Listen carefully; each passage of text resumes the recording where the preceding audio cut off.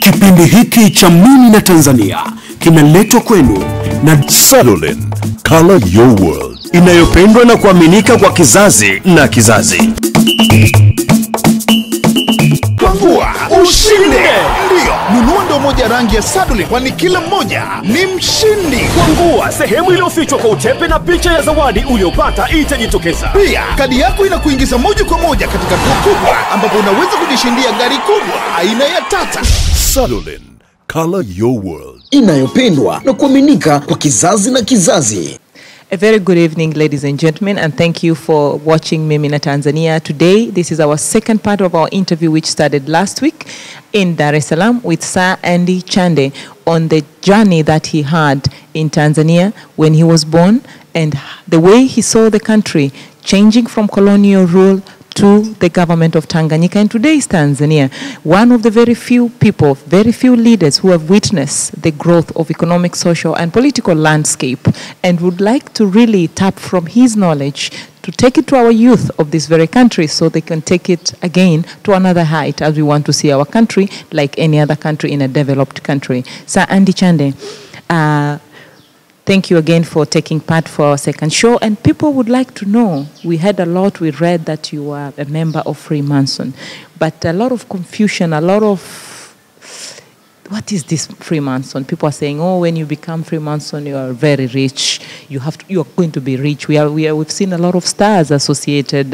with Freemason business. We would like to know from you as a member, what is this?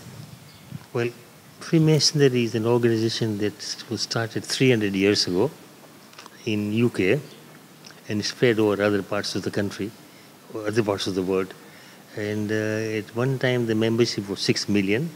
Now the membership is about 3.2 million because the men today don't have time. There is a lot of competition. Careers are difficult. Business is difficult. Wife or partner is also a bread earner. She wants to show where the investment is going, where the money is being spent, etc. So the numbers have gone down really. But basically it's an organization, to put in a nutshell, it takes a good man with a view to make him better. They want the man to be better husband, better neighbor, better father, better citizen, you know. So they want them to inculcate that kind of quality. And if you are an atheist, then you cannot become, because you have to believe in God, in the existence of God, Supreme Being. So they tell him that it doesn't matter what religion you follow. If you are a Muslim, be a good Muslim. If you are a Christian, be a good Christian. So that was the concept.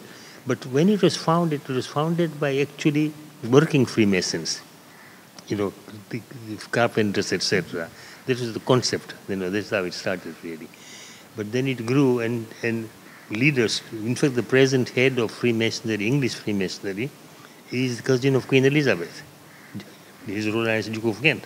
So before you continue, being a Freemason, you can still maintain your religion. Absolutely, absolutely, absolutely. Mm-hmm. Freemasonry does not allow discussion of religion or of politics. They say political view is of your own private view. Religious thing is your private view. They will not allow in the body of the Masonic meetings any discussions at all. It's complete taboo, really. Mm-hmm. So this is why in Masonic lodges you will see a lot of books of faith open. You will see Quran there, Bible there, Gita there. So, you know, and when you are joining Freemasonry, like I did in 1954, you take your oath on the book that you consider yourself as your book of holy book. Yeah. And you mentioned about Freemasonry in business and wealth. I think it's a concept. You know, very often people, when they don't know about, there are two things. When they don't know about an organization, institution, they have formed their own ideas. You know, there are some people who know about it, but they don't want to believe that. You know, they want to. So, one thing is certain, that you become a Freemason, you certainly need resources of time and money, because you need a lot of time. And this is why we always ask a new person who wants to join to say there's your family, there's your wife, there's your children. We don't want your business to suffer. We don't want you to be impoverished because you join. Because you have to give money to charity, you have to learn, study hard, and you have to work, attend regular meetings, etc. So So to that extent, you need the resources, both of time and money, really. So not that it makes you, and Freemasonry never allows Freemasonry to be used for commercial purpose or for gainful purpose. Never. They will not allow. Is this? Do you have women in this? Not in. There are women Freemasons in UK, but they have their own organization. They very often use our facilities. But in France and in some other countries, there are joint men and women organizations. But worldwide, basically, it's a men's organization, really, because Freemasons were men in the old days with tools of carpentry tools and ironmonger tools, really. So we are seeing that the Pope is now trying to attract the female priests into the Catholic, and is Freemason thinking of the equality into that club, in that group? Yes. Well, I think the women are quite happy with what if they can belong to it. I know that the women in Africa and they don't really, because you see this concept came from operative Freemasons, really. So. Let's talk about being a founder in the education system in this country. And I would like to read this question because it comes from one of our viewers. When we say that we're going to interview you, they say, please ask him as it is. Being one of the founders of some of the major education institutes in this country, what are your views on a current education system? Employers are complaining that candidates are only good on paper. What's your take? Yes, I think what your viewer has said to is right. Let's go back to after independence, when Mwalimu brought out UPE. He brought out two things: universal primary education and adult education. Adult education, when he brought out, was very successful. At one time, we were one of the highest adult literacy people in Africa. So, but primary education, when it was brought out, it was a very noble idea in concept. And the problem was that we didn't have the resources. So he, of course, had to introduce Swahili as a medium of instruction even at primary level. And later on, he introduced vocational training at secondary level. So in the process, although it was a good idea to try and increase the numbers, increase the quantity suffered. That's number one. Number two, and it is not the fault of the concept that Mwalimu had, really, like, Ujama concept, for instance. I can talk about that. They were all good concepts. But the problem was, A, not availability of resources, and B, sort of stepmotherly attitude by these lieutenants and by others who didn't really follow what he wanted them to follow. And so he brought out in the secondary education, for instance, what I would call, like he brought out the Africanization program, it was called an affirmative action program. In other words, to try and bring up people who were still low below and find ways and means to give them, like they did in South Africa, for instance, although they were not very successful there. So we go to that. And secondly, since Mwalimu's time, the education policy has not been consistent, really. There have been a lot of changes in curriculum, changes in grading system. The other day we found out that they've gone back to NECTA, and when you keep changing textbooks, and textbooks are expensive to print and publish, so those are the other things. And the third one is that there was a need to get a degree, in the process. But it's fine. You see, for instance, a BA or a BSc engineer or a BA graduate will get a job in Tanzania, but he may have difficulty in getting a job in Kenya, Uganda, or elsewhere, really, because the quality is not there. Do you think Swahili was one of the key blockade, like the challenge of getting the quality? Because when you say quality education, is this books? Is this the curricula? Is this the language that we're using as you call it competition in the world? What's your take on this? Well, I think it's a combination of a number of factors, and Swahili is one of them. Swahili in primary school and then Swahili in secondary school, except that the English speaking, English teaching, so in secondary school. But then when you go higher than that, you go to A level, equivalent to A level, and go to university. It's all English there, you know. So and this is really the problem. So and it's a dilemma. But and we have been spending, I think, as far as I remember, between 12 and 15% of the national budget, total budget to education, really. So to that extent, with the resources that we have, we are spending quite a lot on education. In fact, for the benefit of the youth as a whole, even now today we are spending 20%. If you take into account all the youth activities, education activities, we are spending 20% of the national budget, really. What will be your advice if you're given a chance to meet the Minister of Education today?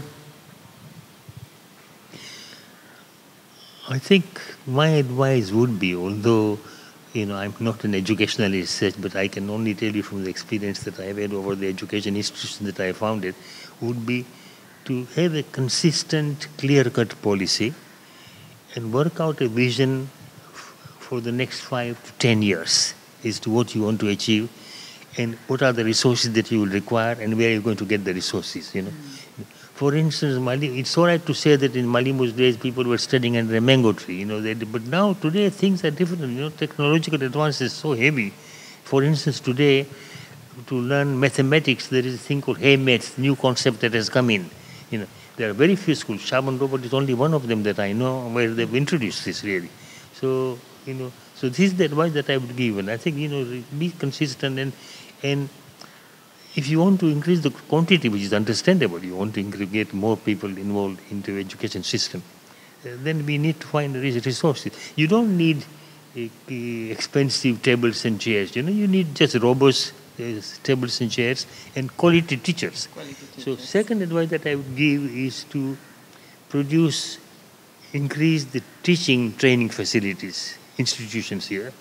And until such time as you have adequate number of teachers to teach in primary, secondary school, allow teachers to come from Zimbabwe, from Kenya, from wherever, from Uganda, let them come on a contract. Don't sort of curtail their work here. Before we go on break, you talked about, in the previous show, you talked about establishing International School of Tanganyika. You met the late Mwalimu Nyerere, and one of his advice was, go ahead, open it, but I don't want to see nationals taking their kids to this very school. Today, we are seeing a lot of Tanzanian kids attending. Do you feel you have failed the late Mwalimu Nyerere? No, not at all. I think, we made the international school itself start. Incidentally, Finally, when Malimu agreed, when I told my colleagues, the head of Shell, the head of Caltex, the head of various British and international organizations, I said, now he has agreed, but let us invite ministry to send a representative on the board.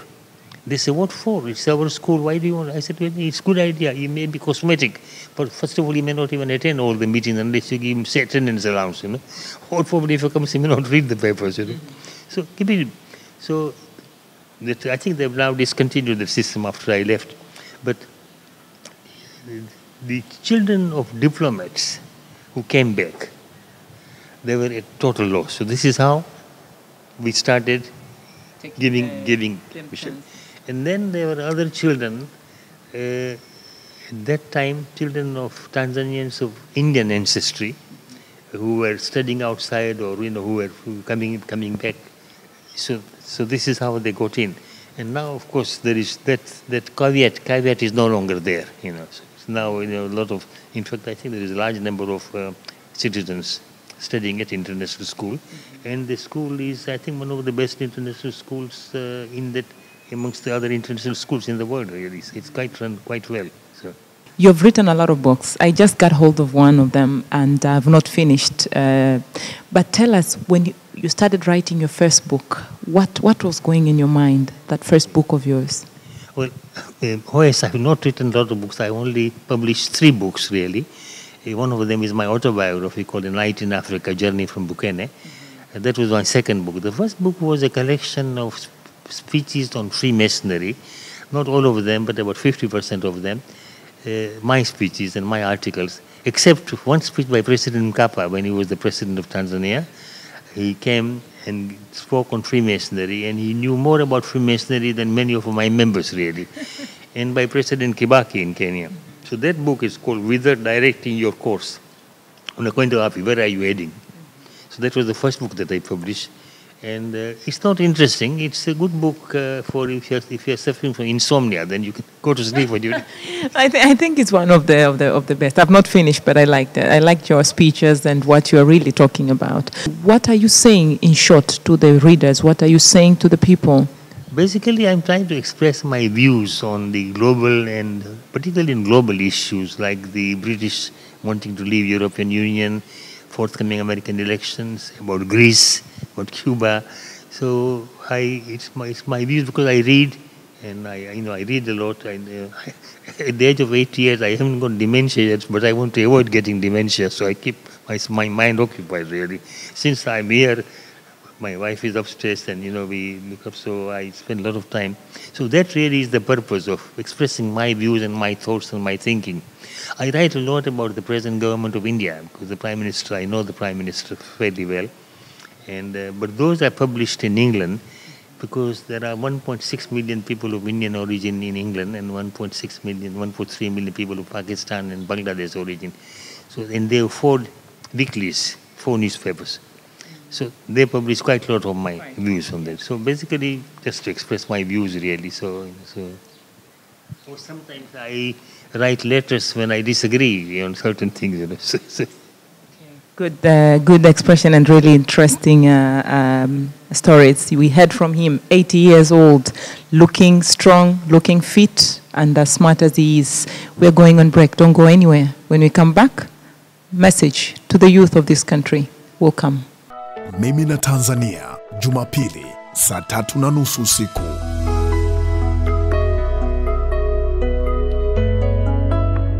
Kwangua, ushinde!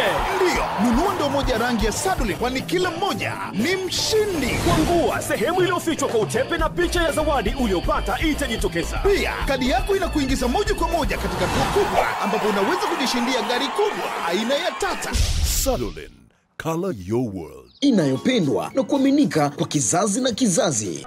Mimi na Tanzania, Jumapili, saa 3:30 usiku.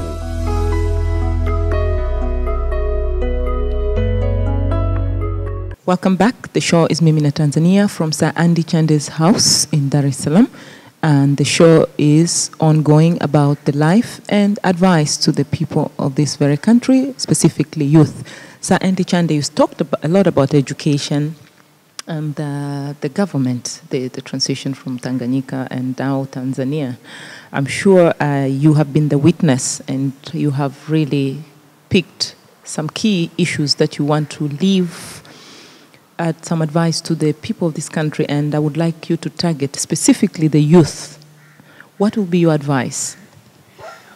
Youth really is the fabric of the nation, and if the fabric remains unwoven, then you are not giving opportunity to the youth to participate in the development and contribute in the nation building, really. And as you mentioned earlier, 60% of the population of Tanzania are under 21. Actually, not only Tanzania, that applies to the entire world except Europe, Japan, and China, the whole of the world. If you look at Latin America, the other part of North, including United States as well, they are all. So it's a very valuable resource, really. And what is necessary is to galvanize their minds and their thoughts. And in order to do that, you must remember that you are competing against internet, TV, because you are dealing with .com generation today, so you are competing against them. So you really need to balance and work out things. And they are very clever. They are cleverer than what we were at my age, when he is very clever. So they have a lot of knowledge. And the way that I think one should work is to, at home, for the parents, to to make sure that the child or the son or the daughter has the necessary mind, the necessary inculcation in their mind as to what they should do, what is good, what is bad, what is fair, what is not fair, etc. And then, of course, the school. The problem always today is that the Tanzanians take very little interest in their children today. I'll give you the example of Buguruni Deaf School. On weekends, when the parents should come and take their children away, very often they don't come, or they don't turn up hours later. They turn up, So they have, maybe because the child is disabled or he or she has a problem. But that compassion, that feeling to let the child grow up is not there really. So we need to sort of do that kind of thing. And we also need to try, Franklin Roosevelt, who became president of the United States 4 times, he said that you don't build future for the children, for the youth. You build youth for the future. That's what you do with them. And I think the same thing was said by, who was the other person? Abraham Lincoln. He said the same thing, And in those days, and you can imagine, and Abraham Lincoln said that, he said that today's child is going to do what we are doing. He will continue with what we are doing, but help him to make sure that he can improve the methods and he can improve the way of getting forward, etc. And because he will sit where you are sitting. It's what Abraham Lincoln said, So I think it's a combination of parents, government, local government, and the community as well, because community is very important really. So, and you must encourage the child to attend community events as well, So, not necessarily going to the church or going to the mosque, but there are events that you should take part. So, volunteering, and also in his mind, you must realize that Tanzania is not an island. We are part of the global world today. So, and I realized that, as I mentioned earlier, Tanzania spends 20% of the total national budget on youth, the benefit and youth. So, and ideally they should increase it, but they don't have the resources to be able to do that. So, and illegal drugs and drugs addiction in this country has come to an era where the youth are caught in between. What is your take, and what is the advice that you are giving to the policymakers, to the government, and the parents? Also, I'm not quite sure if I agree with you. I'm not quite sure if the drug abuse is so great in Tanzania really, and maybe it doesn't come out. But I think in order to prevent or in order to ameliorate if the drug abuse is there, is just education and providing. I think one needs to find out, if my son or daughter takes drugs, then I need to find out why. Is there a depression? Is she or dissatisfied? What can one do really?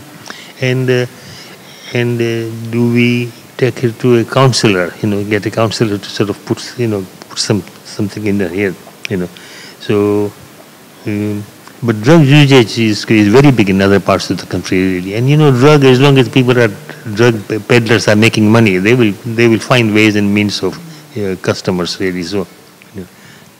My last question, Sir Andy Chande, today will be: what is your view on the current state of the nation?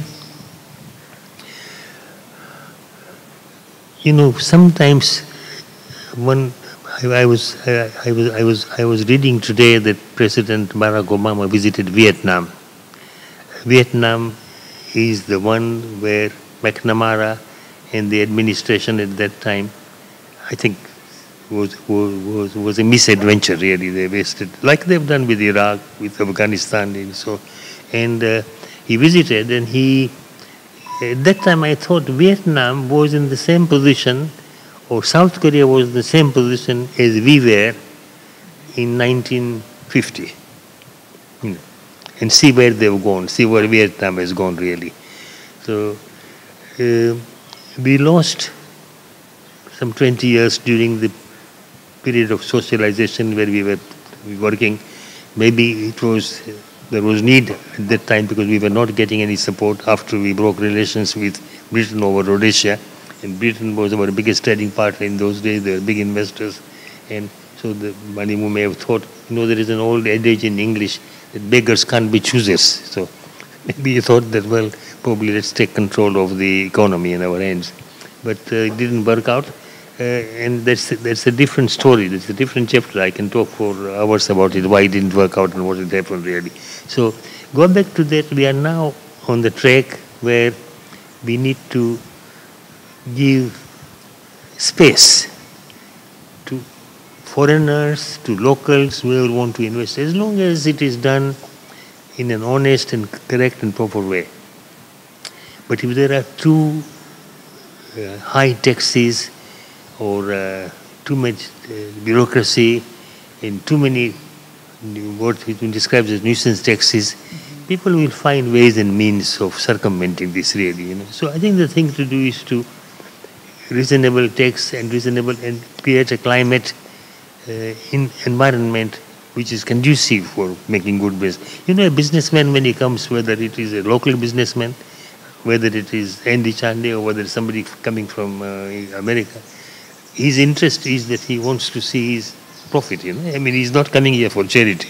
So he is looking at security of his investment. He's looking for profit, reasonable profit, really. So, but having said this, I think we are doing fairly well despite all the problems that we have suffered, created by ourselves, by successive governments, but we are doing reasonably well. And I think there is now need to go. President Magufuli, who has gone to the State House without any baggage, because he doesn't owe anything to anybody. His campaign was done on the basis of what I want to do rather than party, because the people wanted change. They say they are fed up with Tanu and Sisi. And today, if you go to the University of Dar es Salaam and ask 10 students, 8 of them are not interested in what Malimu did. They don't want to know. They have no idea. They are not interested. Generally, Tanzania is not interested in history. When I was trying to get the skull back from Dr. Liki, and I had battled with a minister who was and then finally we got the skull back. But and because they were not interested in heritage and in history and all that. So I think we are on the right track, but we are not the only country. I mean, there are other countries in Africa. They are going to the same situation really. There are very few countries that have succeeded in Africa. What is now needed on the part of the government is to now bring out the reform process, number one. Number two, don't give too much discretionary powers to the ministers. Let a system be established. When you give discretionary powers to a senior member, senior cabinet minister or any minister, there is always opportunity to play around. Human nature is that, so and you can't fight that way, human nature. So. The last time you had a discussion with the late Mwalimu Nyerere, your last memories, your last time you talked with him before he went into coma or before he died, what did you discuss and what did he say to you? I think the last time we had discussion was at his house, although I went to see him at St. Thomas's Hospital. But sadly, when we arrived there, my wife and I, that morning he went into coma, so we were not able to meet him. We were not able to go in his room because the doctor wouldn't allow. But we sat with Mama Maria and Butiku and Gombale Mir, who were there for an hour. So, but my last discussion was with him on community at his home. Why it failed, what happened, and is there a possibility of having a more unified East African state, etc. And that was the last discussion that we had. But over the years, I have had a lot of discussions. There have been 2 occasions where he has been very angry with me. Once in Arusha, once in Dar es Salaam here. So, and I have developed a very close relationship, despite the fact that he umetafishwa business yangu, despite the fact that so I still have a very happy memory of my relationship with him really, and I think he was a giant and he's still a giant as far as I'm concerned. He was the giant and is still the giant as far as Andy Chande is concerned. That is about the late Mwalimu Nyerere. From Dar es Salaam today, we come at the end of our show with Sir Andy Chande, and I thank you for watching, and let me say good night. Kipindi hiki cha Mimi na Tanzania kimeletwa kwenu na Salolin, color your world. inayopendwa na kuaminika kwa kizazi na kizazi. Kwangua ushinde. Ndio, nunua ndo moja rangi ya Sadoli, kwani kila mmoja ni mshindi. Kwangua, sehemu iliyofichwa kwa utepe na picha ya zawadi uliopata itajitokeza. Pia kadi yako inakuingiza moja kwa moja katika draw kubwa, ambapo unaweza kujishindia gari kubwa aina ya Tata. Salolin, color your world. Inayopendwa na kuaminika kwa kizazi na kizazi.